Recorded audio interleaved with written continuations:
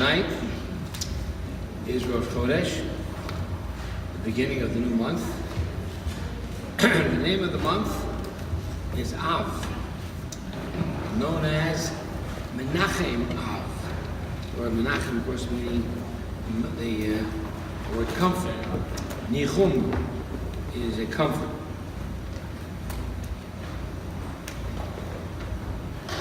The month of Av needs comfort because, tragically, in the month of Av, we have many tragedies, including the destruction of the first and the second Beis HaMikdash, the temple in Yerushalayim.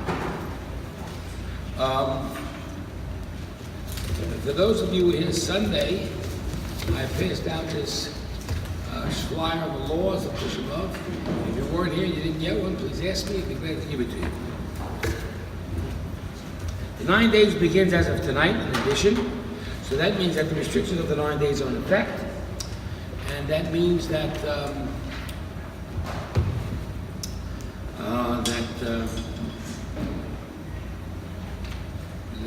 prohibition of meat and wine, which of course is suspended on Shabbos, the prohibition of laundering and wearing freshly laundered clothing, and the prohibition of pleasure bathing. What is interesting, and I might mention it's not a part of the Parsha, is that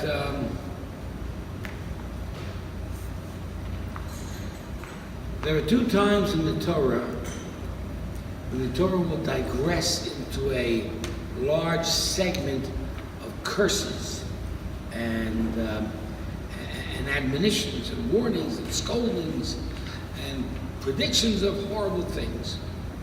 And one is at the end of the book of at the end of the third book of the Torah. It's called Bechukotai. That's the end of the book Vayikra.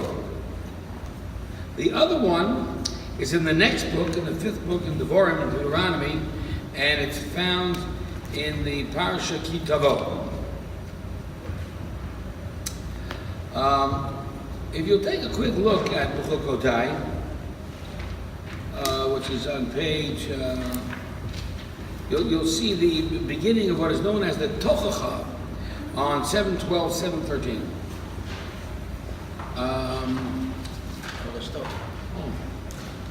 What's your name again? Yeah, the Tochacha actually begins, I beg your pardon, at 7:11, verse 14. On 7:11, verse 14, the Tochacha begins, he calls it the admonition. And the punishments got progressively worse because each time the Torah says, you didn't listen to Hashem, and this happened. You didn't take heed, and you didn't realize what was happening or why it was happening, and therefore another series of punishments comes. And they go over and again and again and again because you're not getting the message. The whole idea of punishment is consequence. The whole idea of consequence is you're getting the message. Are you aware of what's happening and why it's happening? And so this admonition is the first, what we call the Tochacha. One of the rules of the Tochacha, which really is not germane tonight anyway, but just for your own information, is that it is the only time when the person is called up to the Torah for this particular reading that he's not called by name. No one wants to be associated with him. In fact, oftentimes we don't call anybody up. What we do is we let the one who's reading the Torah, the Baal Koreh, he goes up because he's there anyway, and he's the one that will read that and be honored with that aliyah, with that going up to the Torah, which I don't know how much of an honor it is, but people are shying away from it. People are shying away. They're frightened. I mean, you read this stuff, it's scary. I don't want to be called up for this.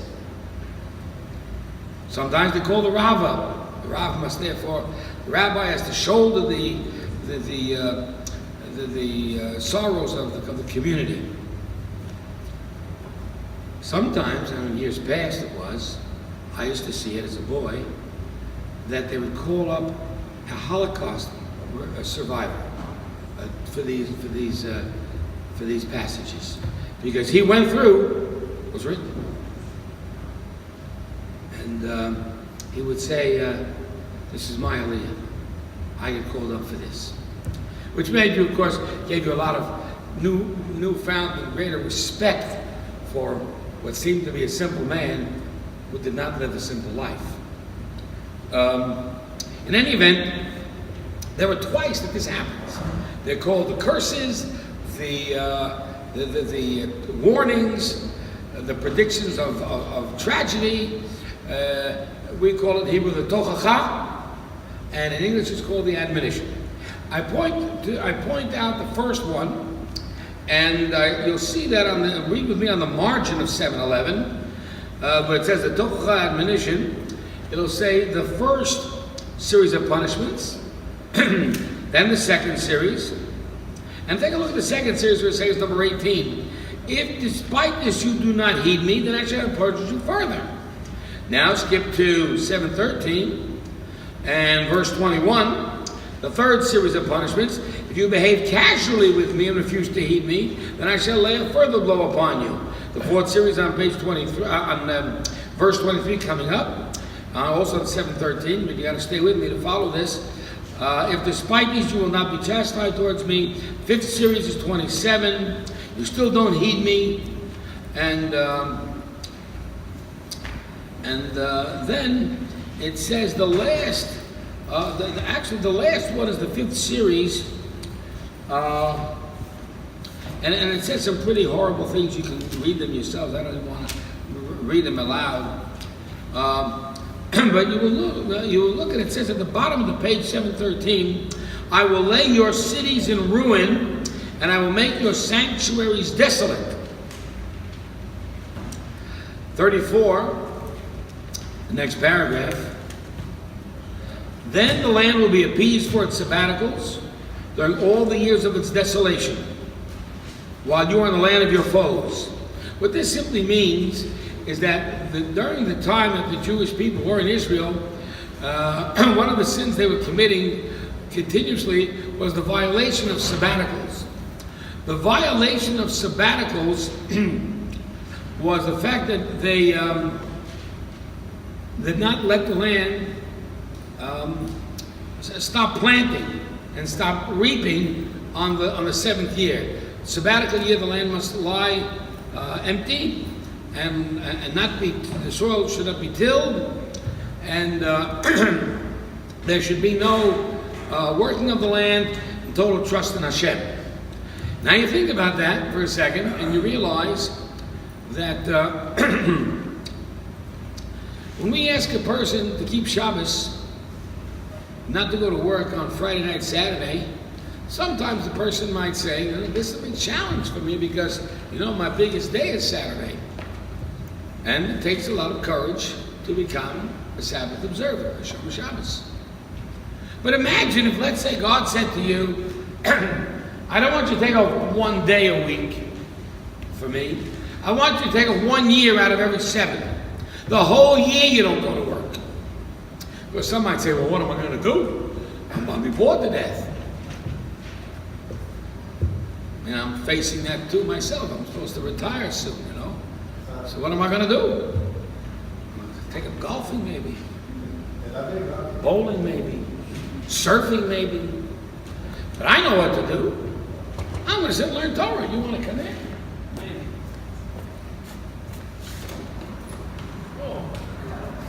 So maybe that's what I'll do. I'll learn Torah. How about that for a good idea? And frankly, that's what the farmers used to do in ancient Israel. But you still needed courage of faith, in order to be able to do this year, because you had to trust that the land would still produce, and without planting would still produce the next year as well. And that took a lot of faith. And there are farmers today that require that faith and still use it in their attempt to fulfill the mitzvah. But there were Jews who didn't. Many farmers did not during the time of the first destruction. And they abused the land. And the land is a holy land, the land of Israel.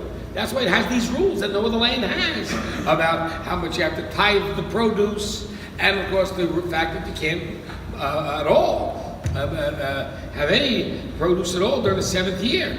And whatever you wanted to take, just to take, but you couldn't sell it or claim ownership over it. Anybody, your whole field that was yours for 6 years became everybody's during the 7th year. And so, that looks like a good idea. Whose idea was this?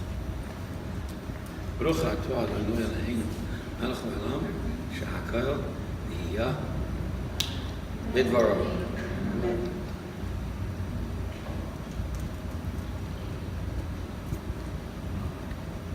Wonderful. And so, the land was abused, and therefore the land was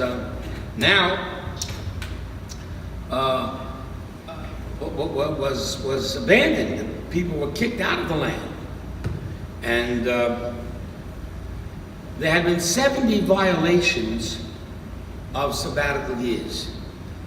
Each sabbatical year was 7. 70 times 7 was 490 years that Hashem waited for the people to do tshuva, to repent, and they didn't. So therefore, out from the land they go. So let's understand, many atrocities are happening at the first exile and the second exile. During these horrible sufferings, and there's horrible oppression and persecution,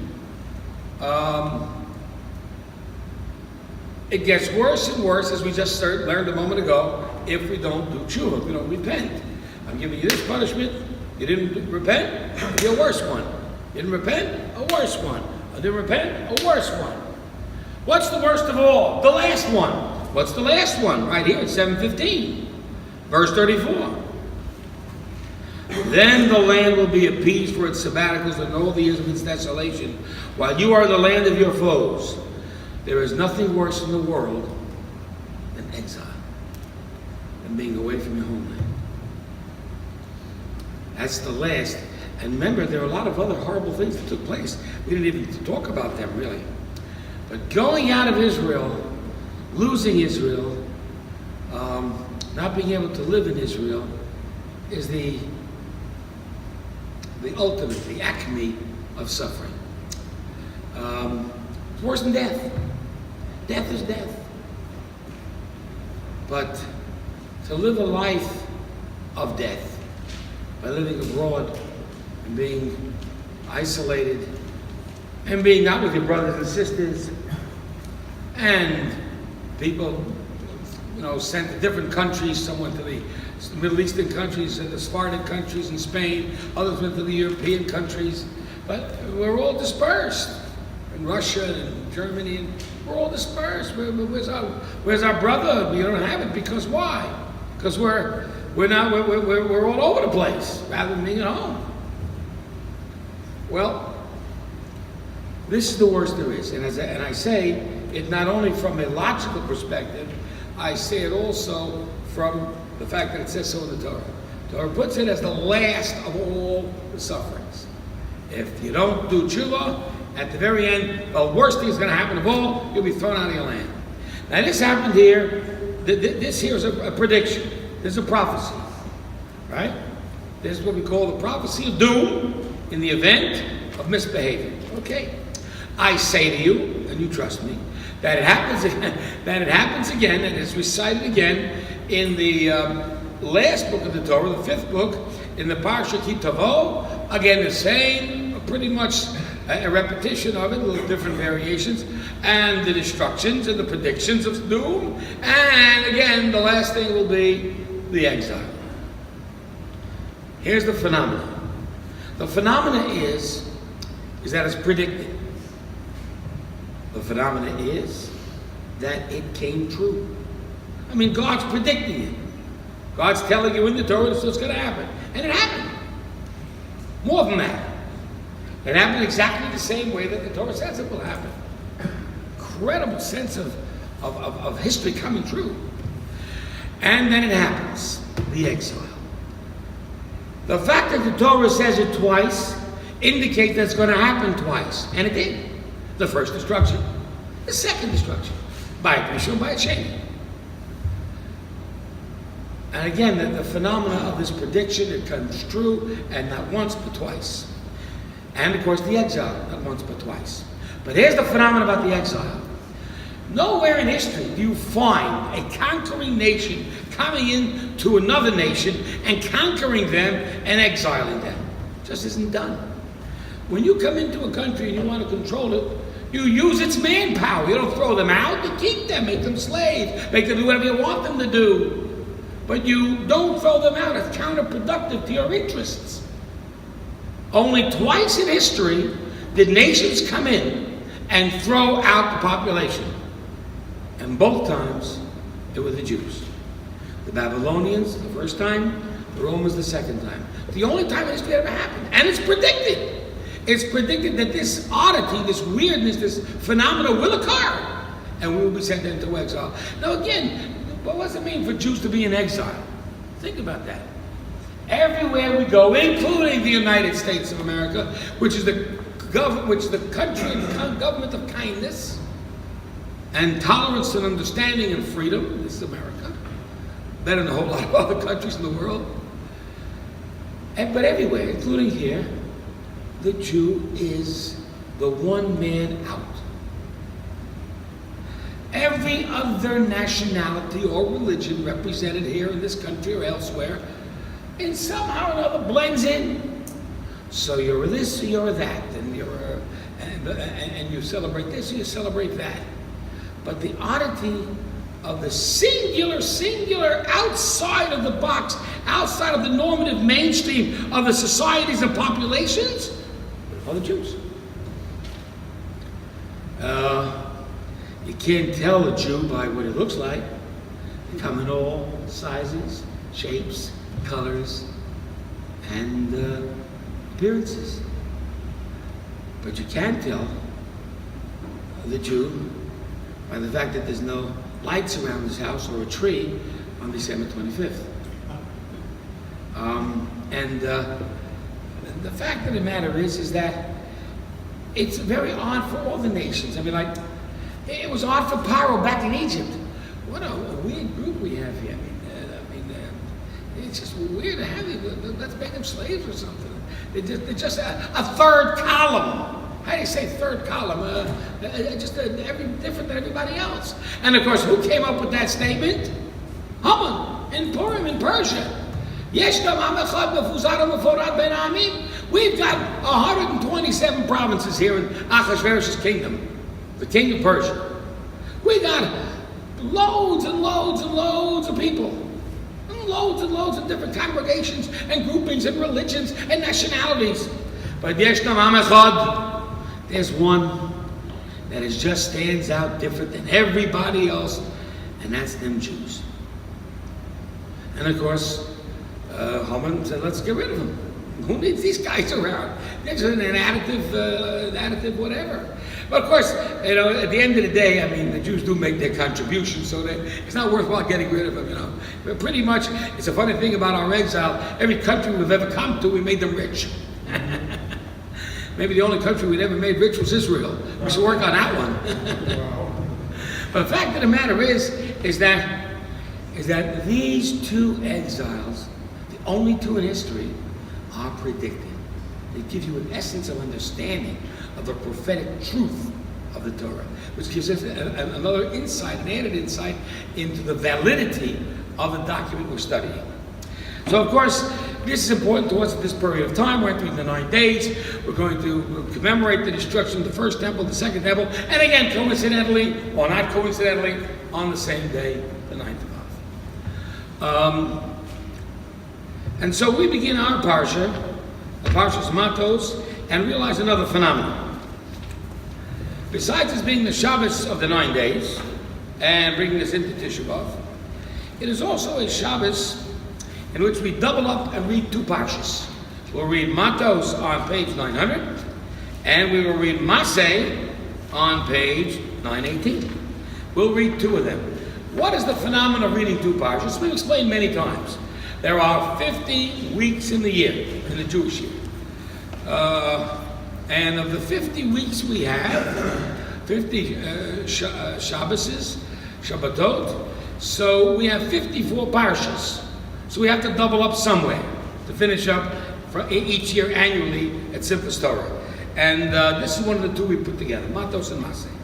By so doing, we have another added phenomenon to the Shabbos. And that is, if there's a Shabbat, Chazak.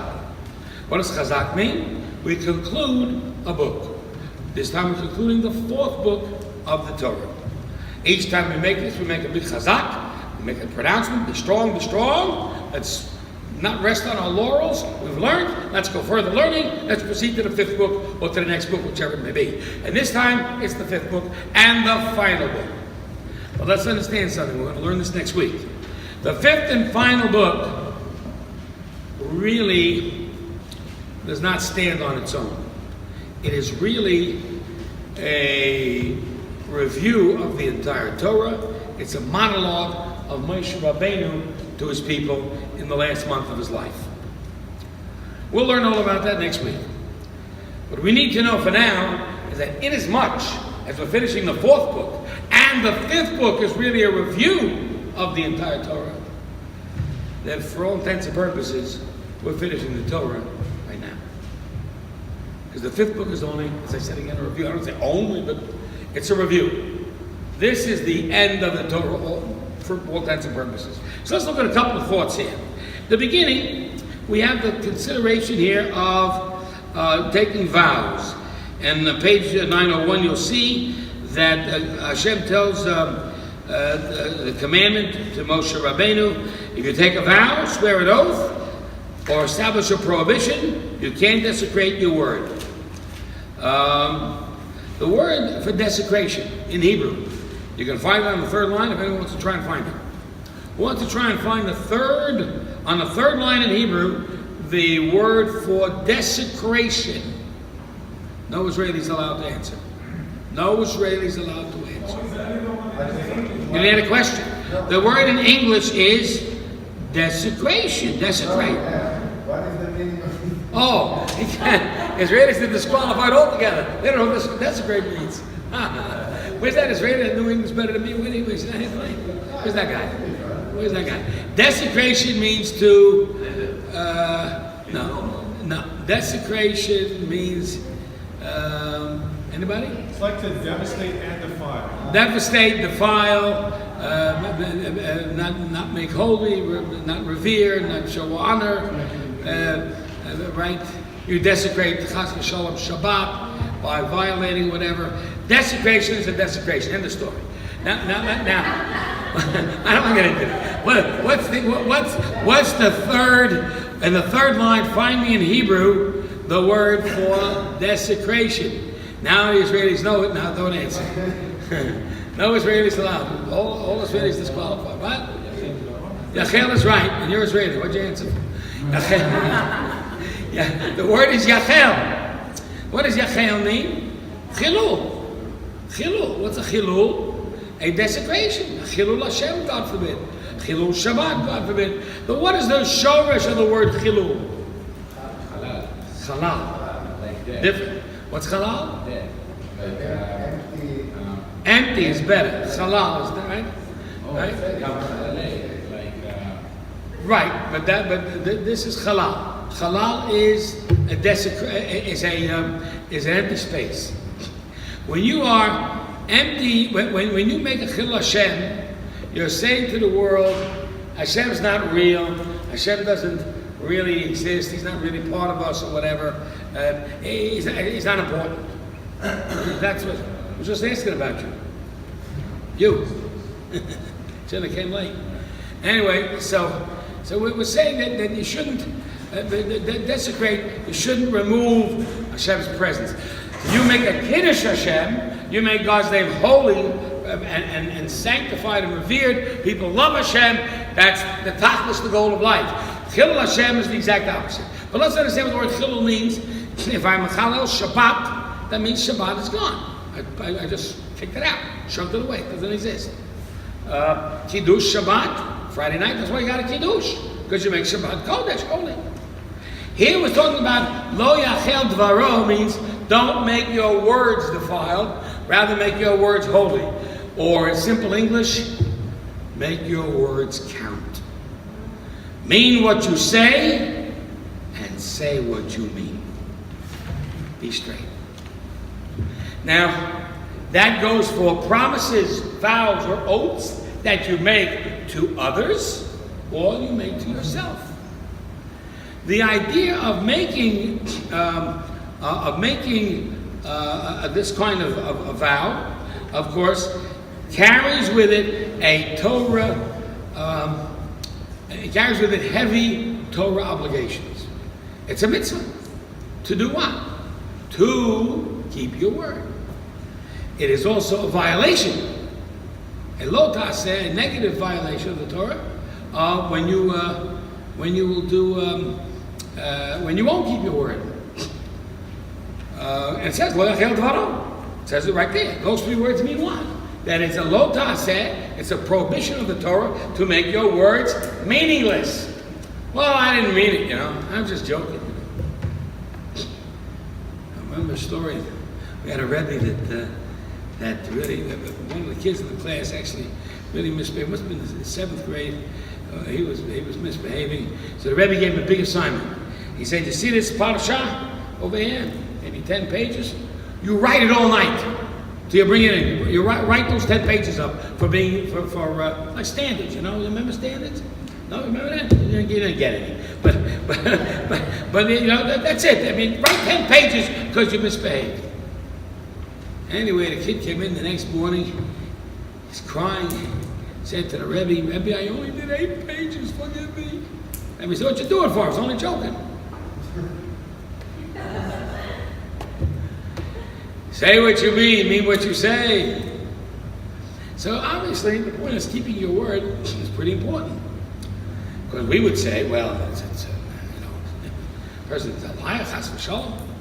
But the idea is to take it seriously enough to suggest the words of the Gemara. The Gemara says, "Tov shelo tidor, meshetidor v'lo tishalem."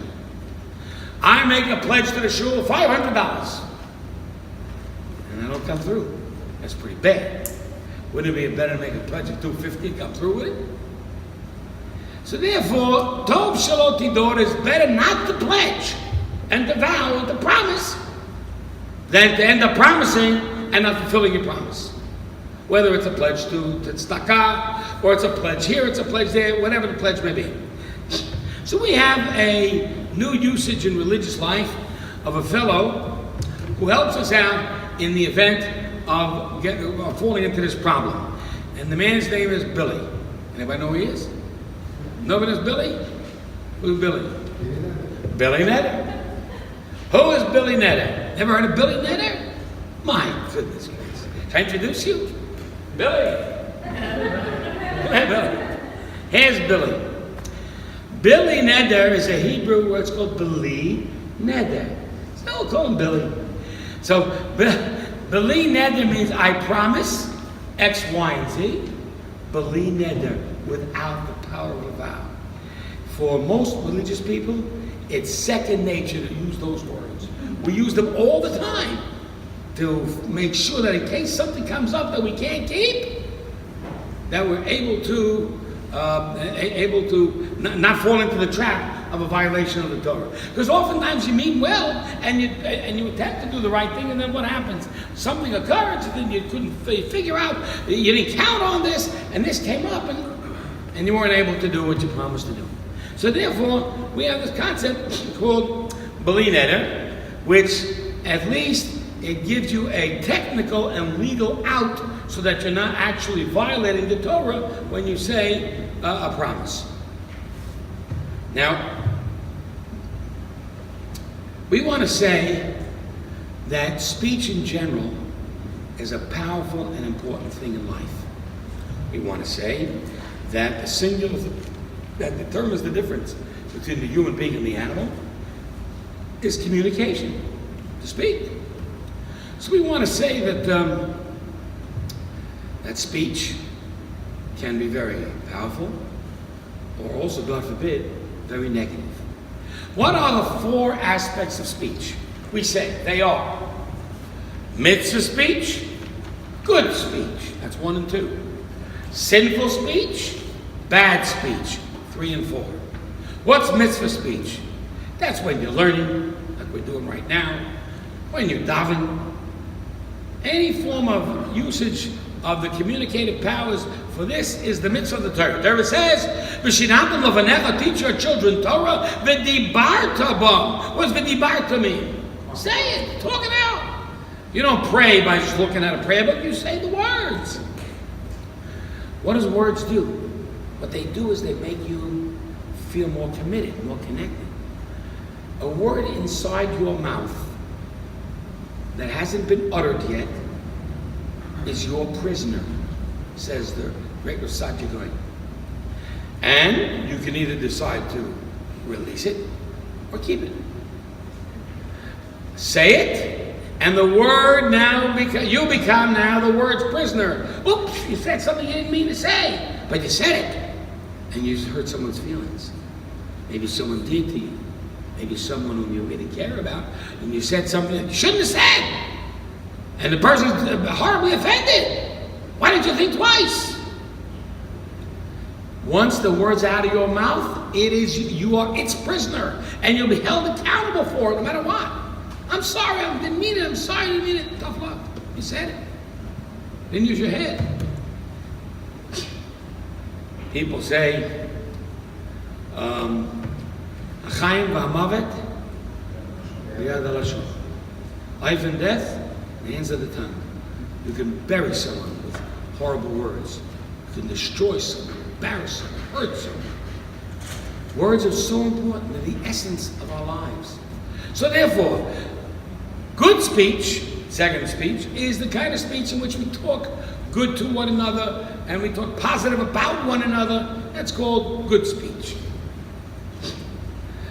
Sinful speech, so we have a little word for that. It's called chashmal.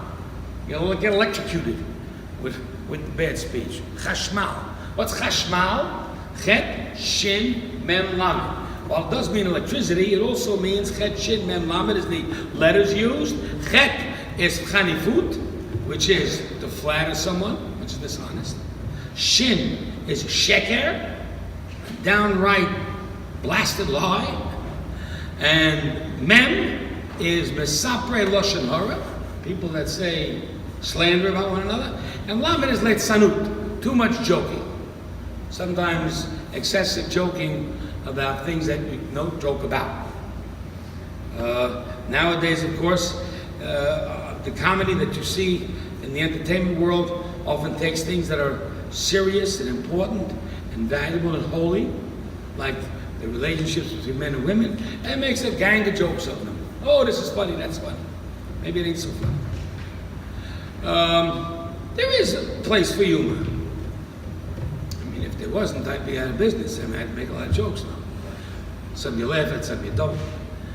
But there is a place where it's inappropriate. You have to know what's wrong and what's acceptable. Anyway, those are the four areas of forbidden speech, or sinful speech. Bad speech is when you're simply chattering and you don't mean what you say, and you just make a small talk. Better yet, don't say nothing. But let's understand more about it. We're all going to go to a funeral. How many people have ever attended the funeral you remember that funeral, right? You remember the funeral. Nobody else? Okay. We'll go to the funeral. Ready? Okay, here we go. We're walking down the street, a whole bunch of us, and out in town square, there's a coffin. And there's only two people around the coffin. And one man seems to be the rabbi, because he's begin to tell a story and a eulogy about the deceased, the one who died. And he's talking about the fact that he's wailing and he's crying. What a horrible loss we just suffered. He never said the lashon hara about anybody. He never embarrassed anybody. He never cursed anybody. He never said ill about anybody. And he never said bad things about people or to them. And he's on with this wailing and crying with great emotion in his eulogy for the deceased. Well, we were very interested, of course, and we know it's a mitzvah. When you're walking down the street and you see a procession of funeral, you have to stop whatever you're doing, and you have to join for at least walk 4 steps to escort the dead. It's a very important mitzvah to do. So we all join, but by the time we turn around, many people are impressed with the rabbi's speech. So about 250 people are there. Whoa, this guy must be really special. He must be really important. What a distinguished man. Hey, but what a loss we had. Who could he be? And after all the speech was over, the rabbi opened the coffin, and there lied a little sheep. A little sheep. A little sheep. And every word the rabbi said was absolutely true. He never hurt anybody. He never insulted anybody. He never cursed anybody. He never said listen to her anybody. No. Which means that when a human being does that, it becomes lower than an animal. Think of that. And, of course, the gift of speech, which makes us distinguished and greater above animals, is what we need to work on to be very, very serious and cautious with. And that's what we're being told over here. In being told this, we're also told that one of the most important areas of speech is to keep your word. You make a vow, keep it. Be careful, don't make the vow. Now a couple comes to me and they say, we have 2 little children. We lived in New York for some time, and we wanted to take upon ourselves this extra rule called to drink only Chalav Yisrael milk. Only milk that was specially supervised by Jewish people. Now we know that in America, all milk is kosher. Not so in other countries, but in America that is true. Because in America there's a ruling by the USDA, United States Food and Drug Administration, that says that the only acceptable milk on the market is cow's milk. So we know that we're drinking cow's milk, it's kosher. Fact of the matter is, not so in other countries. So therefore you really need to have specially supervised milk. Insofar as we're concerned in America, we don't have to, but there are many communities, particularly Chabad and other Hasidim, that for sure will do that, which is a wonderful thing if you want to.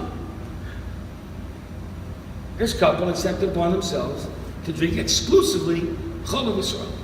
Wonderful.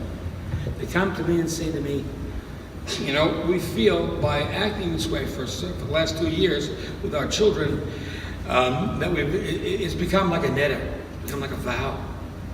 And that happens when you do something long enough. Unless you expressly say, Billy Neder, that's a vow. And you're stuck into it. And we want out. Why do you want out? Well, because we didn't anticipate moving to a community where getting Chalav Yisrael would be that difficult. So therefore, we of course, we're still religious. We want to keep the mitzvahs and the Torah, but it became too difficult, the Chalav Yisrael. That extra thing, so are you free from not doing it? And the answer is no, you're not. Because once you accepted it, and you didn't say B'li Neder, then you're stuck with it. But then there's a ruling called HaToras Nedar. You're going to be Matu Neder. There is an out in which you will go to a Bet Din, and you'll ask the Bet Din to please allow you to be out of this extra obligation. And you'll do so because you'll provide a good reason. And the Bet Din, as constituted the 3 of us, are able to and authorized to allow you to be free of the neder, and now it's HaToras Nedarim, you can go drink whatever milk you want. But you have to specify the neder. Now it so happens that we have a custom on the day before Rosh Hashanah to do the same thing in a general level. Right after Shacharit on that morning, everyone gathers together in their little groups, 4 people, 3 plus the one who's going to exonerate himself from the vow. And when he's done, he takes the place in the Bet Din, and the other person comes. And so all people, all 4, are able to exonerate themselves from any vows they took in a general level. Why is this so important in Rosh Hashanah? Well, it's even more important on Yom Kippur. Because on Yom Kippur, what is the single most important organ of your body that you will use on Yom Kippur? Your mouth. That's all you're going to do all day. Is talk, pray. That's what you got to do. And what you're going to do is you're going to say, God, I'm so sorry for all my sins last year, and I didn't mean it, I really messed up, and I plan to do better this year. And the Almighty is going to respond and say, why should I believe you? By what reason at all should I believe you? I don't give you any credence or credibility at all. Because the fact of the matter is you've broken 100 promises all year long. And all of a sudden we say, Ein kategor nase sanegor. The defense cannot be where the prosecutor once was. Your mouth can't defend you because your mouth is doing what? It's prosecuting you. Every word you say is a prosecution against you for all the bad things you've done, all the bad words you've said, or all the promises you didn't keep. So the Almighty says, you want me to accept what you have to say as binding and forgive you when you didn't keep. How can I trust you? So therefore we have a ruling that says as follows. On the night of Yom Kippur, we're all required to come to the shul early, before nightfall. And we come to the shul and we have a very interesting ceremony called Kol Nidre, all your vows. What happens? Well, what happens is we're already in shul a good 15 minutes before, or 20 minutes before the sunset, just about the time of candle lighting. And if you light candle a little bit earlier on the night before Yom Kippur. And the Chazan stands in front of the bima, and two very distinguished members of the congregation go up to the Ptichat Aron, to open to the ark, and each one takes a Sefer Torah. Mr. A takes one Sefer Torah, Mr. B takes the second Sefer Torah. The two of them come down to the bima where the Chazan is singing or standing, and they stand on his side, 1 and 2. The three of them together become a bet. And he begins, and he says, Kol Nidre, all of the vows that we took this year that we didn't keep, and it goes through this whole process and legal formula, we beg Hashem to forgive us for that and to allow us to use our mouths for the next 24 hours. And pray to Hashem for forgiveness. So once the formula is permitted to us and we use it, we're all forgiven for all our sins. We put the Sefer Torah back. We begin Yom Kippur. Otherwise, we can't start with Yom Kippur even. We don't even have a chance at asking for forgiveness and making resolutions or promising to be better, because we never kept any promises all year long anyway. How important is it to be careful with what we say? That's a teaching here of Moshe Rabbeinu teaching us the usage of the vows, the importance of vows, and the importance of keeping your vow, and the importance of not violating your word. So once again, we find a mitzvah that has two expressions, one positive, one negative. The positive is keep your word. The negative is don't desecrate your word. What does it mean to desecrate? To make it absent. Halal. What does that mean? That means to say, my words don't matter. Well, then if they don't matter, they really don't matter. And I really can't trust you for anything. The idea of words mattering, we used to say when we were children, sticks and stones, you made that one? Will break my bones, but words can never harm me. Untrue. Untrue. Words can kill you. It can harm. One wrong word can take a couple committed to each other and tear the whole marriage asunder. You said one thing that's just a little too sensitive, a little below the belt, and done. The whole relationship is down the tubes. You've got to be so careful. Think before we talk. And that's why Moshe Rabbeinu is teaching us this mitzvah, because it's the very essence of who a human being is. Because if not, then you're lower than the sheep in the coffin. That's the first lesson of the Parsha. The next lesson of the Parsha I wanted to show you was the story of the daughters of Tzlofchad. And the daughters of Tzlofchad, of course, as you know, had requested talked about this last week, requested a property in Eretz Yisrael because their father died. Their father died not through the sins of Korach or other problems. Their father died because he committed a specific sin. They don't specify. But he left 5 daughters, no sons. Everybody knows that the inheritance goes through the sons. The father, of course, bequeaths to his sons, and that's how the family name continues and the family property continues. So this piece of property is in the family, it's in this particular tribe, it goes to my son. My daughters, they may marry someone from a different tribe and live somewhere else. My sons take over my property, and whomever they marry, join with them in the continuity of this family tree.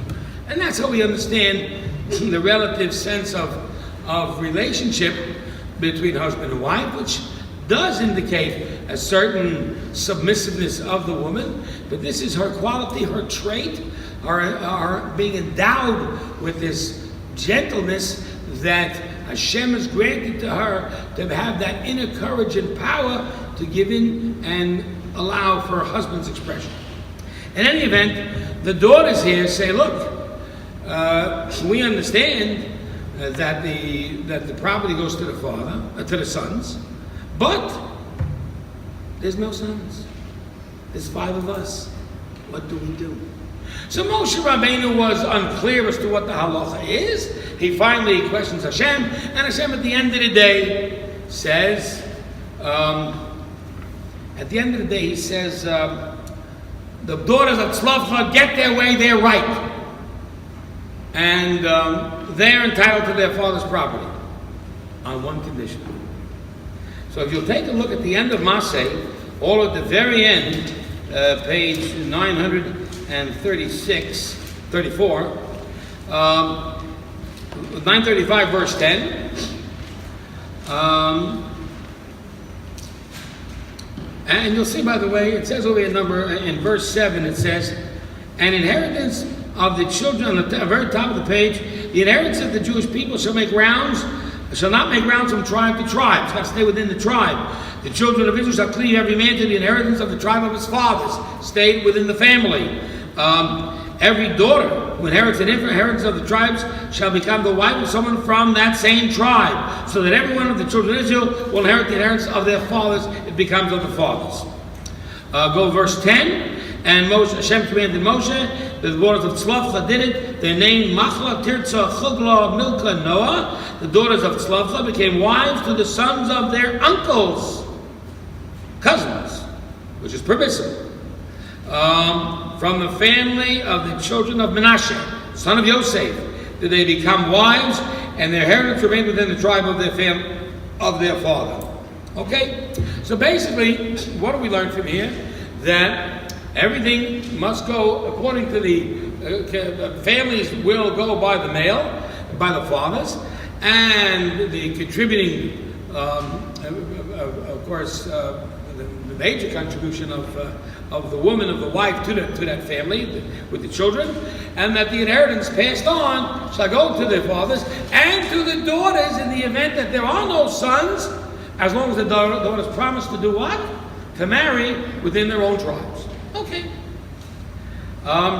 What's significant here is that these 5 righteous women were not looking for women's rights, for equal rights, and for women's expression. They didn't want to become women rabbis and all the nonsense. They had another agenda. What was their agenda? Their agenda was their family, their fathers, their tribe. They had a bigger agenda. They came from the tribe of Menashe, the son of Yosef. Well, we know that Yosef, after he was thrown out of Israel, he was kidnapped out of Israel by his brothers, and became the prime minister of Egypt, saved Egypt from a famine, and brought his family down. And he died where? In Egypt, in Mitzrayim. Where was he buried? Huh? Shechem. Who said that? You? Right? Which is Eretz Yisrael. Because the Arabs don't think so, but it's Eretz Yisrael. Let me tell you. Anyway, what's important to remember is that Yosef made this as a bond with his brothers and with his children and grandchildren. Please don't, when Hashem takes you out of Mitzrayim in years to come, when the redemption will come, don't leave me here. Take me back there to Israel. Because we all know in our days that there are many people that do make up their final resting places in Eretz Yisrael, as a matter of fact. And it's a big schus to be married in Eretz Yisrael. People say that the Tchias HaMesim, the resurrection, will occur, will begin in Eretz Yisrael, and then all those that are buried outside of Israel, the Chutz La'aretz, will then move on and become resurrected and return to Eretz Yisrael. Yosef desired to be buried in Eretz Yisrael, despite the fact that he lived his entire life outside of Eretz Yisrael, except for the first 17 years of his youth. Now, he has very little knowledge of Israel, of whatever Israel was at the time. I mean, that's all he knew was he grew up in Mitzrayim. He was in Mitzrayim at the age of 17. Hit his pinnacle at 30 when he became the assistant to Paro, became the prime minister, and led the country till his death. I mean, what's the connection between him and Israel? And that really has to be analyzed. But Menashe is his son. As you can see, actually, Joseph had two sons, right? Menashe and Ephraim, right? Menashe is his son over here. And it's important for us to know that the daughters of Tzlofchad were from the family of Menashe, the son of Yosef. Now take a look over here, back in the first of next week's Parshas, page 910. 910, chapter 32, the request of Reuben and Gad. The children of Reuben and the children of Gad had abundant livestock, very great. They saw the land of Yazer and Gilad, and behold, the place was a place for livestock. This was not Israel, by the way. The children of Gad and Reuben came to Moshe, to Elazar the Kohen, and the leaders of the assembly, saying, blah, blah, blah, blah, blah. Those are the words that Torah Dibon was some part of the word, the names that they wanted to have. The land that Hashem smote before the land of Israel, the assembly of Israel. This, of course, the land we took over from, let's say, all these nations, including Midian. It's a land of livestock, and we have livestock. And they said in verse 5, if we have found favor in your eyes, and you really, really want to be good to us, let this land be given to your servants, that's us, as a heritage, and we will not cross the Jordan and go into Israel proper. That's their request. Moshe, of course, as you can see on the margin, is objecting. Moshe says to them, what's the matter with you? Can your brothers go out to battle and take and fight for Israel, and you settle over here and relax? Chutzpah. They're going out to fight, and you're sitting over here with your parnasa, with making a living and taking care of your livestock and your families. Look what it says in verse 7. Why do you dissuade the heart of the children of Israel? What does dissuade mean? So dissuade means you will convince them the opposite. You will convince the hearts of the children of Israel from crossing the land. They'll say, you're staying on the other side, we'll stay on the other side. This, verse 8, look at verse 8. This is what your fathers did when I sent them from Kadesh Barnea to see the land. Who are them guys? The spies. You're doing the same thing. They went to the valley of Eshcol, saw the land, descended, swayed the heart of the children of Israel, not to come to the land that Hashem had given them. 10. The wrath of Israel, Hashem burnt that day. He swore, saying they'll never go back there, they'll never go and see the land if they're 20 and over. for they have not followed me fully. Next page, 913. The only exceptions were Kalev of Yefuneh, the Kenizi, and of course Joshua, Yeshua, the son of Nun. The wrath of Hashem burned against Israel. Of course, we all know that's Tisha B'Av, right? What are you doing, you guys? 40 years later, the same thing? You don't want to go to Israel? The whole idea of leaving Mitzrayim was to go to Israel. What is the matter with you?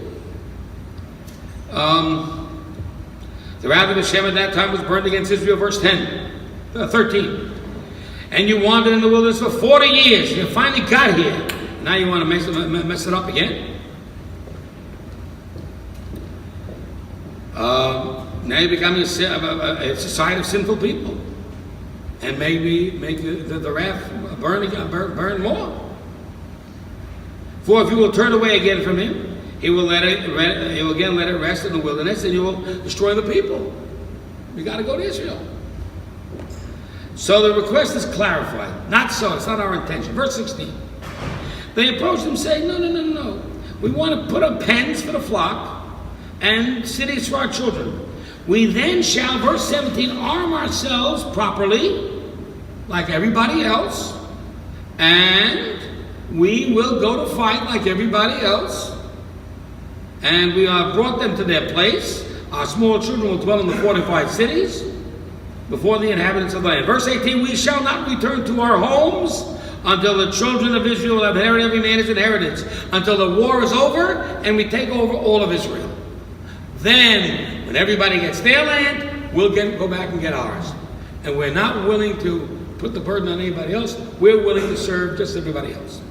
For we shall not inherit with them across the Jordan and beyond, but rather we'll take our inheritance over here on the east bank of the Jordan. Now, the east bank of the Jordan implies that there was a west bank. And there is a west bank, as everybody knows. There's a Gadem Aravit, and there's a Gadem Mizrahit. There's a west bank and an east bank. And everybody knows that the west bank is under dispute. Well, who's it really belong to? I mean, the Arabs want it, the Palestinians want it. We want to give it to them, but they don't behave themselves, whatever. The West Bank is ours, off the top. If we're fighting here if they want to go, then here's the Jordan River, okay? Geography, here's the Jordan River. Here's the west, here's the east. On the east, on the west, obviously is Israel. That's the whole idea of crossing the Jordan. The other side of the Jordan is Israel. When you go by the Yarden, that's Israel. On the other side, well, that was supposed to be Israel. We're going to learn that we lost it because of the spies. And that when we eventually went into Eretz Israel, we were not going to go to the east bank. We were only going to go to the west, cross the Jordan. And these would be left for Moab. But these two tribes wanted a bit of that east. In other words, we know it doesn't have the Kedushas Eretz Israel. It doesn't have the holiness and the sanctity and the rules and the agriculture and all the Kedusha of the land. But we want to stay here because it's better for Parnasa. Right? Right? That's what every Israeli says. Well, what is he here for? He's here for Parnasa, right? We understand, you know. So he says, but I mean, Chas v'Shalom, let's say, I mean, I've seen it 100 times. There's a war in Israel, 1973, 1981, and when was the next one? I don't remember anymore. All the different wars, right? Every time a war comes, 91, it was another one, with Lebanon. לא, זה האינתיפאדה. לא, האינתיפאדה הייתה ב-89. Okay, but then but then the Gulf War, the Mifrats, right? Every time that happens, you'll see Israelis immediately run for their passports. I gotta go to Israel to fight. Everyone's running to fight. Then they're done. We knocked out the Arabs for the next 15 years, the next 8 years, whatever, until they rise up again. Now we'll go back to America, take care of our jobs, our families, that. Another war, here we go. Right? And it's a very commendable thing. It's a thing that deserves respect, because you see that people do not abandon their land. Israelis are very, very loyal to their country, which is the way Jewish people should be. But, at the same time, they're living here. And that's So much of a chisaron. Remember what we said earlier. What's the worst curse that can happen to the Jewish people after all the curses? Living abroad in God. It's the worst there is. It's worse than death. But we all are here for some reason or another. I mean, everyone's got plans to go back there to Israel. No, everybody. Right? Is there anybody here that doesn't have I won't say an immediate plan, but at least a long-range plan? I mean, I have plans to go back tomorrow. 2 weeks. So I'm going in 2 weeks at Mitzvah Hashem. So I was tempted to buy a one-way ticket. Maybe I'll get there, I'll tear up the second half. But then all my friends would be, I have to come back. I have to come back. Well, the bottom line is that these people wanted to stay outside of Israel. They wanted to live in LA, which is fine. The East Bank, LA, what's the difference? All the same. And they didn't want to cross the Jordan. But if there was a milchama, they were ready to go. Okay, fine. So Moshe Rabbeinu will be pleased with this response. It shows at least loyalty, responsibility. It shows caring. It shows you're with your people. It shows decency. Moshe Rabbeinu is satisfied. Okay? So, Rabbi, I have a question about verse 19. Verse 19. Yeah, when they say basically, we will not inherit because our inheritance has come to us on the east side of the Jordan. They seem to be implying that the inheritance was determined already by someone before them. And that's not an accurate translation. What they're trying to say basically is, look, after we've vanquished the enemy, and then the inheritance of the land will be divided amongst all the tribes, we would prefer that our inheritance be over here in the East Bank. Okay, that's right? very good. Now, every time we want to see our family or whatever it is, for tribes, we'll marry with different tribes. So we'll have to cross the Jordan a little bit. We'll borrow a canoe or a little boat, maybe a motorboat, whatever it is, and we'll get across the Jordan, see our family, and come back. But they want to be there. And from here you see that there is a legitimacy to living outside of Israel. And that's important to understand, because I would have thought it was forbidden. I would have thought, how can a Jew live outside of Israel? So the Gemara wants to say there's 3 reasons that you can go abroad to Chutz La'aretz. One reason is... okay, hold on to that. We're going to come to that. One second, hang on to that. One reason is Parnasa. I can't make a living over here. I can do better over here, I got a better job over here, I got an offer over here, whatever it is. Second reason is Shidduch. I can't find a good girl over there. So I come over here to find a better girl. I mean, it's a lame excuse. I mean, there's plenty of nice girls over there. But whatever it is, they feel like the right one's here for me. Okay, fine. The third reason is Torah learning. I can learn better in LA. What? I can learn better in New York. Yes, there are many yeshivas in New York, great yeshivas in New York. You mean to tell me you can't learn Torah in Israel? I mean, give me a break. Okay, whatever it is, there was a time maybe where greater scholarship existed outside of Israel during the time of Bavel.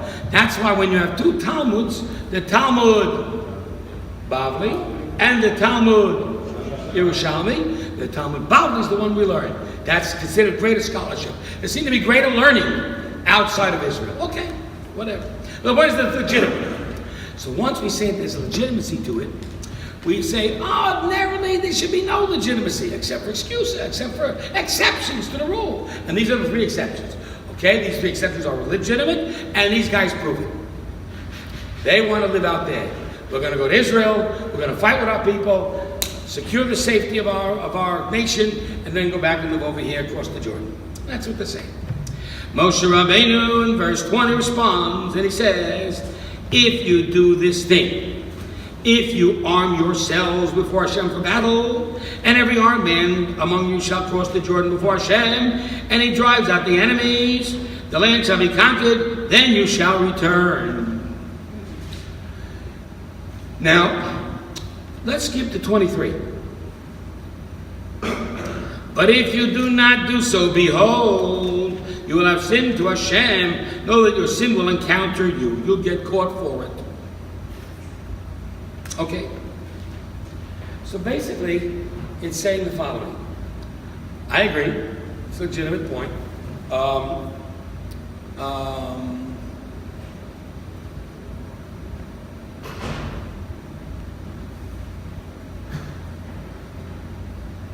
It's a good point. Okay? But I want to reaffirm this point. I want to say, if you do this as a Tanai, as a condition, then this will follow. But if you do not fulfill the Tanai, then the deal is off. From here we learn a very important business lesson. It's called Tanai Kaful. What's a Tanai Kaful? A double Tanai. If you want to, in business, in Jewish law, entertain a deal, you have to do it on both sides. You have to establish and express within the contract the double-sided condition. If you do this, then the deal's on. And then you must do the negative. If you don't do this, then the deal's off. Why do you have to do that? So of course the answer is because we always know that whenever you express something that you want to get done, and you express it in the negative, it carries far more power. We've said that over and over again. There's a mitzvah to rest on Shabbat, but there's a more powerful mitzvah. Don't do any violations of labor on Shabbat. Do you see that? That's more powerful. Do not has a greater power in terms of observance than do. Yes, it's valuable to get up and do. It's valuable to be positive. It's valuable to be proactive. And it's sad if you're not. But it's far more harmful if you go and do something you ought not do. That's far worse. A person doesn't put a mezuzah on the door, that's sad. A person who goes out and eats treif, that's a whole lot worse. That's being proactive in the negative. So once we understand that, we understand this business deal. Now this business deal seems to be responsible, legitimate, and as I say, we live by it today, and so forth. However, the funny thing about this deal is that if you'll take a look over here,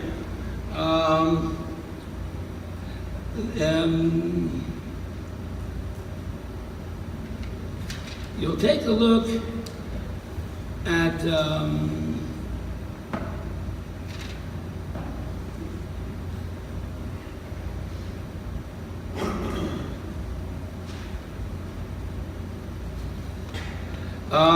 verse 33 on page 914.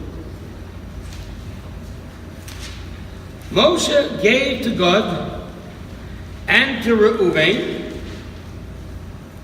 in verse 33, and half the tribe of Menashe, the son of Yosef, the kingdom of Sichon and the kingdom of Og, with all the land and cities on the east bank. Now, eventually, the east bank will become Israel again in the days of Mashiach.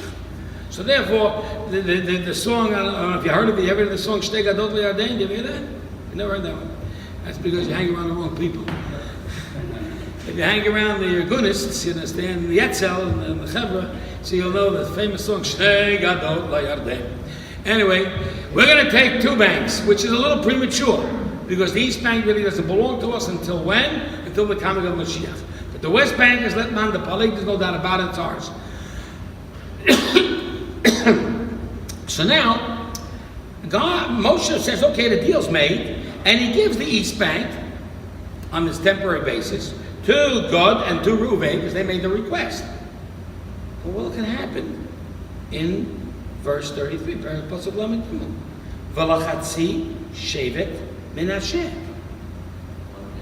Where'd they come in? What are they doing there? Did they make such a request? Who made the request to stay on the East Bank? God and Reuven. All of a sudden, Chatzi She, and why Chatzi? Why half the tribe of Menashe, who's the son of Yosef? You have to mention that as Yosef, as if I don't know that he's the son of Yosef. 100 times it says Menashe ben Yosef, right? And they will go to the East Bank. How do you understand this? From here we understand an amazing thing. What Eretz Yisrael really means to us as a people. There's a love affair between us and the land. Now you've seen people come to Eretz Yisrael, to Yerushalayim, and they come to the Kotel and they kiss the Kotel. Right? We all do it. Everybody does it. Kissing stones, what a little weird. I taught my children, when we get there to Israel, we scrape up a piece of dirt, and we kiss the dirt. The dirt has Kedusha. Do we understand that the dirt of the land of Israel is holy? It's not just a place to live. It's not just a homeland. There's something about it. When we refer to Eretz Israel, what do we call it? Haaretz, the land. It is the land of lands. When we refer to, elsewhere, we refer to it as Chutz La'aretz. It doesn't matter where you live in. You're outside of Israel. I don't care if you live here, there, or anywhere else in the world. You're Chutz La'aretz, come on. You're a Chulmit. You're not them. You're them. Okay. So it's true that the idea is that there's something about this special land that was declared by Hashem from the day of creation to belong to the Jewish people. And as I said earlier, Yosef, with little connection to the land, except for the fact that he was born there and lived 17 years, insisted that he be buried there. Well, for that matter, he took this love that he had for this holy land and he transferred it over to his children, particularly to his son, Menashe.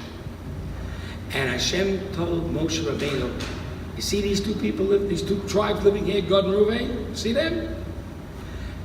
Send half of Menashe there too. Now you know Menashe's going to go reluctantly. They don't want to go. Because what is their job? Their job is to come to the East Bank and hang out with Gad and Reuven and be their conscience. When are you going back? When are you going to make Aliyah? It's time to go home. Now, Gad and Reuven, for their part, will get very comfortable. I'm the side of an LA, end of the day. But then, you got Menashe there, that's in your face every day.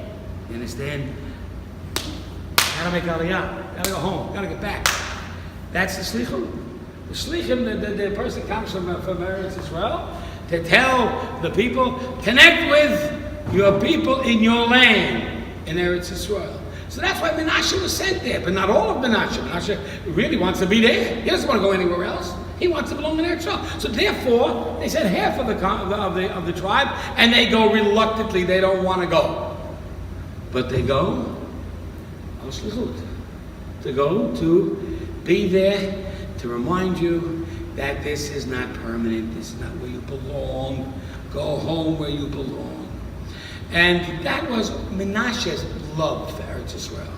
The daughters of Tzlafchad were the granddaughters of Menashe, and their love was the love of the land.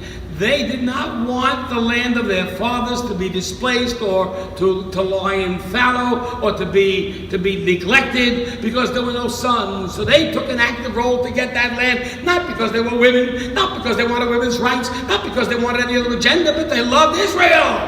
That's the reason. Not for themselves. It wasn't about me and my gender and who I am and what I do. Not all that baloney. It was about a bigger and greater and more noble cause. The cause of Israel. The love of the land.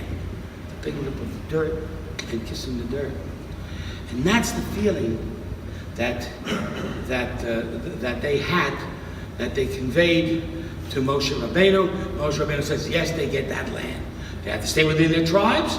No problem, we'll find the right guy. The good guys in our tribe too. But the bottom line is that they wanted that land for their tribe, for their ancestors, for their family. That's our land there at Israel. Now, you would say that these are appropriate parshas to discuss about Israel because, we're coming, this is the time of year when we're mourning about the loss of Israel.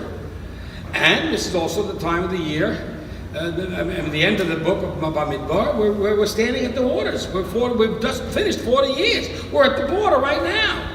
And of course, we'll begin next week with Moshe Rabbeinu's last words to the people. and that's the last 37 days of his life. He writes the entire 5th book, and we're done. He dies, we go off to Eretz Yisrael. So, it's appropriate for the Torah to talk about this at this time. But then the Torah tells us more. If we go into the next week's Parsha, the Torah tells us, Massei, these are the journeys of the children of Israel. Now the journey, you understand, is important for people to learn and enjoy the journey. In other words, the journey takes you from step to step, to place until you get to your desired goal. But the goal isn't always the goal. The goal is to be able to deal and work with the journey. Each and every day represents something important. Each and every month, each and every stop, each and every place has significance. And some of those places and stops may not always be very pleasant, but they have significance too, and they're valuable too, and great lessons to learn from all these challenges in each and every stop that we made. And so we read all of these places, and it went from here to there, and here to there, and here to there, and here to there. In fact, in the reading of it, if you check out, I don't know, by the Sephardim, by the Ashkenazim, the reading of this is sung with a sing-song, special nigun, special song. It went from here to there, and there to there, and here to there, and I don't know. In a way, it does pale. It's maybe not that important as the ultimate goal of Israel, but at the same time, it's necessary to mention. We must mention it. Each step is important. Okay. And we finally got from here to there and here to there. Finally got to Har Sinai. But from here to there, here to there, here to there. 2 pages worth of all that stuff. And go to the bottom of 921. Occupying the land. The key word. The key word. Occupying. You heard those occupied territories, right? They're occupied. All right. Oh yes, the rightful owner. Hashem spoke to Moshe in the plains of Moab at the Jordan. Remember that Jordan? We're going to close that Jordan. At Yericho, saying, speak to the children and say to them, when you cross the Jordan to the land of Canaan, here are your rules and regulations. Turn the page and get ready for some tough talk. You shall drive out all the inhabitants of the land before you. Or as we would say in America, they must go. And I'm an extremist. And I'm a fanatic. But they must go. The Arabs can't stay there. They have to go. It says so. Drive them out. That's what it says. Torah, I didn't make that up. No extremists made that up. It's what God said. Okay? And you shall destroy, go further, all their prostration stones, all their molten images, you shall destroy, all their high places, and you shall demolish. What does that mean? What is all this stuff? It's all their word, place of worship. There is no room for freedom of worship in the land of Israel. There's one religion, and that's Judaism. Now, if you don't want to practice Judaism, so that's your choice. If you want to practice something else, that's not your choice. If you want to not practice Judaism, you're not a religious Jew. That's unfortunate and sad, but you still have a right there. What about if you're a secularist non-Jew? You have a right to the land of Israel. I'm not an Islamic, I'm not a this, I'm not a that, I'm not a Christian, I'm nothing. I'm a secularist. Chiloni, Arabi, I'm not religious. So the answer is, you can stay, but you cannot own any property whatsoever. You can rent a wonderful home. You can have a home in the Galilee with 5 bedrooms and 4 swimming pools and 3 VCRs. But you can't own it. What does it mean I can't own it? It means you can live there, but we will eventually take it away. You can never pass it on to the next generation. That's what ownership is. That is exclusively for the Jewish people. You want to be a renter? You want to be a temporary resident? Was that Toshav Arai? Right? So that's okay. But not Toshav Keva, ever. That's the rule of the Torah. And anyone that's not happy with this arrangement, there are 3 choices. Very reasonable. Either you leave, we throw you out, or we kill you. It's your choice. I'm being very reasonable. I'm not being, very harsh. I'm not, it's not as if I'm coming at you with no choice. I'm giving you a free choice. 3 choices instead of 2 even. I'm a reasonable guy. Get out. We'll kick you out. Okay. It's your choice.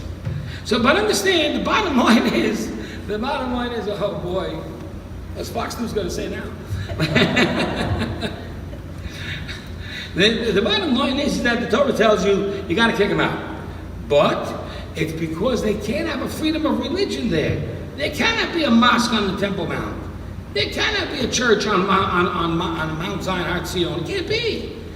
The land is the land that has been selected and designated by Hashem for the Jewish people and for the Jewish religion. End of story. So it says, destroy that mosque on that Temple Mount. That's what it says. Then it says in 53, you shall possess the land and you shall settle in it. 2 points. Possessing means control.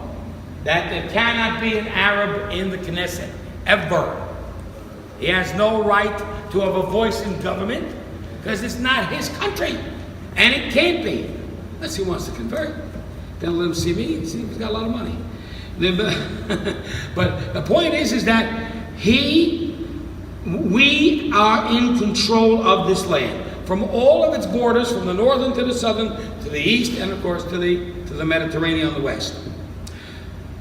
This land has to be settled. That means we got to live there. It's not enough to have a government there. If the government has even 7 million Jews, if there's a whole million others that are not Jewish and are not willing to abide by these rules, you can't have that. Jews have to live there in order for this to become a reality.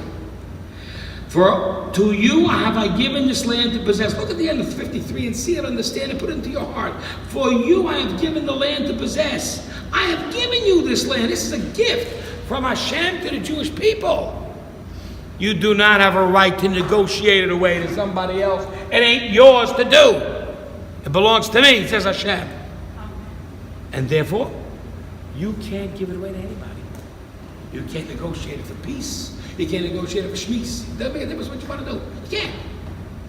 This belongs to you because I gave it to you. You shall possess it and you shall live there. Furthermore, 54. You shall give the land as an inheritance by lot to your families. What it says. To nobody else but your families, to the Jewish people. To the many you shall increase its inheritance. If it's a larger tribe, they get a larger piece of property. And to the few shall increase, and the smaller tribe, they get a smaller piece of property.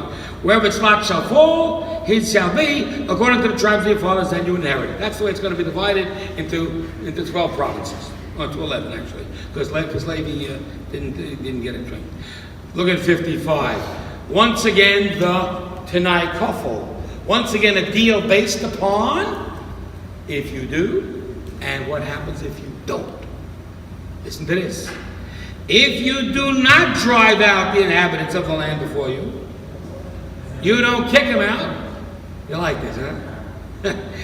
If you don't kick them out, meaning the Hebrew is magnificent. If you don't kick them out, huh? Yeah. Those of them who you shall leave, whoever you leave in the land, shall be pins in your eyes and a surrounding barrier of thorns in your sides.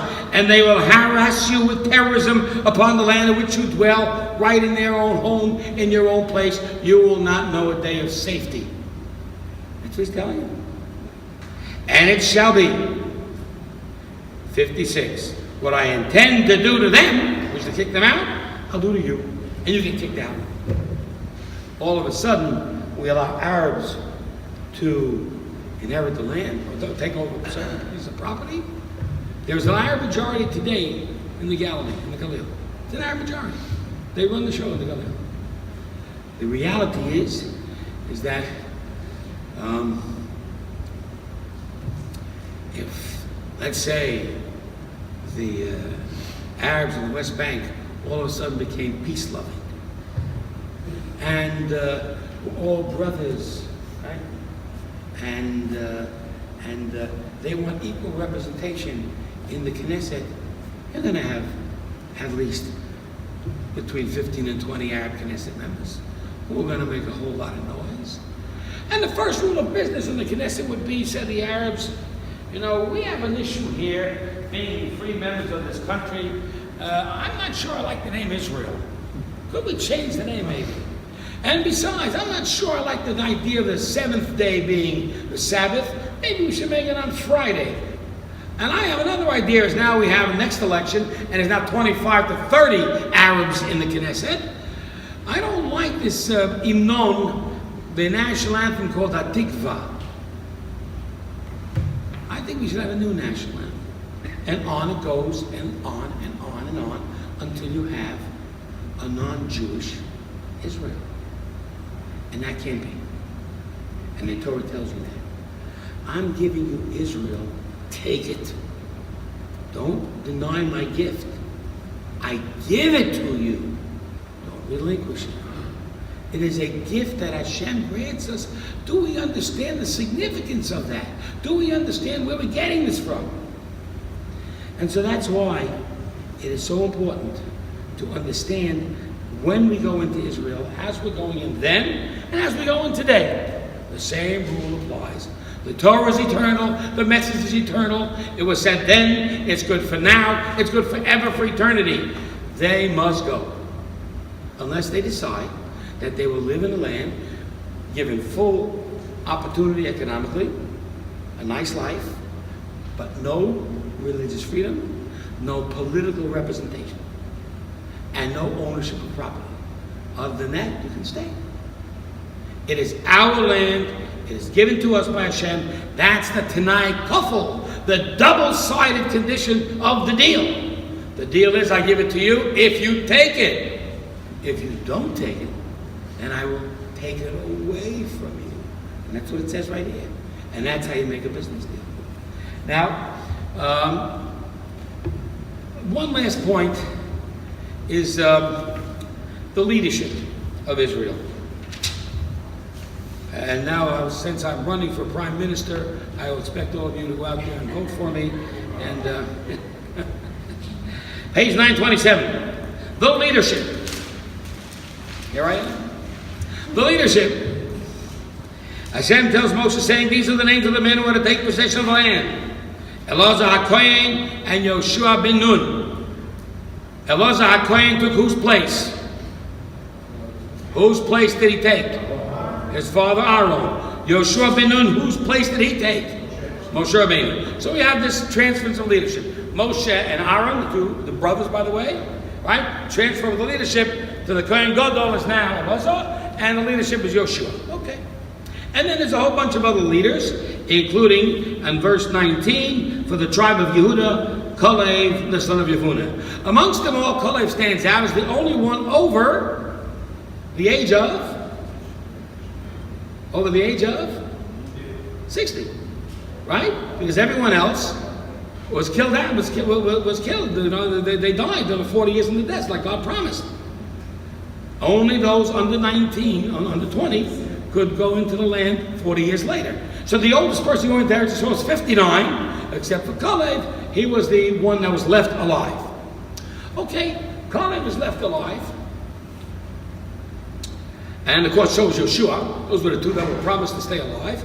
And Yoshua becomes the leader overall, and Kalev becomes the man who was the leader of his tribe, Yehuda. We'll call Kalev senator, and we'll call Moshe the president, Yoshua the new president. So let's understand something. When the spies came back from Israel, 10 negative reports and the 2 positive of Joshua and Kalev. And once these 10 negative people said these nasty things about Eretz Yisrael, the Holy Land, which also teaches us a very important lesson, by the way. We should never talk bad about Eretz Yisrael, because chas v'sholom, if you do, you become like those rotten spies. The man to stand up to the Jewish people and try to quiet them down from their uproar and from listening to to these 10 guys was Kalev, not Yoshua. It says, Vayas Kalev et ha'am. Kalev tried to stop the people. Doesn't say Yoshua tried at all.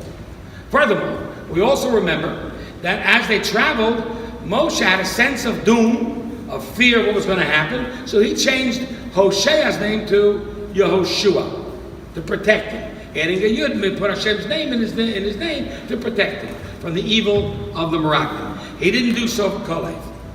Kalev, on the other hand, he went down to Hebron, and there he prayed at the graves of Abraham, Yitzchak, and Yaakov, our fathers, to protect him from any negative that the Moroccan would do. Okay. Why doesn't Moshe Rabbeinu make a name change to Kalev? Why does he make it for Yoshua? Why does Kalev have to go to Hebron to beg for a bracha and not get one directly from Moshe Rabbeinu? So the Parsha Pshat, simple meaning is that Moshe and Yeshua had a relationship. Rabbi did Talmud. Moshe loved all his Talmudim, but his most devoted and dedicated Talmud, his student was whom? Yeshua. A Rebbe gives a bracha to his Talmud. If you're not that close to Talmud, the bracha is not that close. I can't give it to you that closely. You have that relationship, like a child to a parent. I didn't have that relationship with Kalev, so I made a bracha for Yeshua. Kalev had to fend for himself. When the spies came back and they said the negative, and Kalev tried to quiet them, Yeshua couldn't. Because everyone in the entire camp knew that there was a special relationship between Yehoshua and Moshe. Everybody knew that. And everybody knew that Yehoshua was going to stand up for Moshe Rabbeinu. And they'd say to him, ho, ho, sure you're standing up for your Rebbe Yehoshua. They would say to Yehoshua, sure you're standing up for your Rebbe Moshe. I'm not going to listen to you. Kalev, on the other hand, had a greater popularity amongst the people. The people viewed Yoshua isolated. You're always the teacher's pet. Every time the class is over, you stay late to hang out with the teacher. You're not with the guys that were hanging out with the rest of the people. Kalev did. So Kalev had a relationship with everybody else. Kalev could stand up and say, hey guys, I'm not Moshe Rabbeinu's favorite Talmud, and I'm telling you this is wrong. They would listen to him. If Yoshua stood up and said that, they'd stone him. From here we learn an amazing thing. That the man who was the most popular amongst the people, that the people loved the most, did not become the new leader. Who became the new leader instead? Moshe Rabbeinu's Talmud, his student Yoshua. What's the point? So the point is very simple. Whenever you're doing a job, it's not, the success of your job has nothing to do with whether or not people like you. It has to do whether or not you know how to do the job. And if the job is leadership, or whatever the job may be, you need to learn how to do it. You need to apprentice. You need to learn litamen. You need to learn how to do the job. You need connection with, shimush with the Rebbe, the employer, with the teacher. You need to learn how to get the job done right. In order to do that, you need to hang around with him, not just during class time, but after class, in order to be able to see and connect with him on a much higher level, a much more personal level, to see how he really lives and how he really manages and manifests leadership. Yeshua did that. He knows how to take leadership. Kalev didn't know that. So you have to understand, popularity is not the defining factor. If it were, I'd be out of business. I'm not the most popular guy. What the defining factor is do you get the job right? Do you understand how to do the job? In order to learn that, you need more than just the teaching of your teacher or Rebbe. You need personal interconnection to the extent where you see how he does it and watch him in ways that are personal, so to speak, and ask him one-on-one personal questions and have that opportunity to be able to really learn what he's really trying to teach you. And that really speaks to us in terms of the leadership of Eretz Yisrael as well. It's not what the people like, or the people happy with, the popularity. The bottom line is that there has to be that sense of how to get the job done, and Yeshua got that from personal interaction. Now, Moshe Rabbeinu goes up to Har Sinai to get the Torah. So a lot of people are walking with him, but slowly but surely they all fall behind, And the only one that gets to the foot of the mountain with him is Yeshua. Everyone else went on already, Yeshua's with him. So he bids farewell to Yeshua, and he goes up the mountain. He comes down 40 days later, and who does he find at the foot of the mountain? He never left. He waited for his Rebbe 40 days. You hear that? He never left. You hear that? Now that's someone that's connected with the Rebbe.